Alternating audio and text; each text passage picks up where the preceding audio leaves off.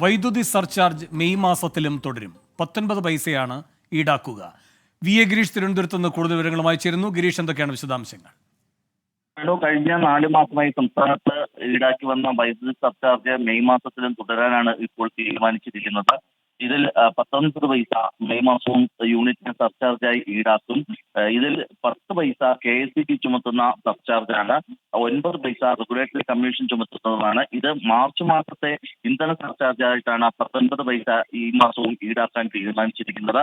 ഇപ്പോൾ വൈദ്യുതി വാങ്ങിയ ഇനത്തിലുള്ള തുക അത് വലിയ ഭീമമായ തുകയാണ്. ഭീമമായ ഒരു സർചാർജ് വരും മാസങ്ങളിലും ഉണ്ടാകും. ഇത് റെഗുലേറ്ററി കമ്മീഷന്റെ അനുമതിയോട് കൂടിയാണ് നടപ്പാക്കുക. കാരണം 10 പൈസ കൂടുതൽ യൂണിറ്റിന് സർചാർജ് ഈടാക്കണമെങ്കിൽ റെഗുലേറ്ററി കമ്മീഷന്റെ അനുമതി ആവശ്യമാണ്.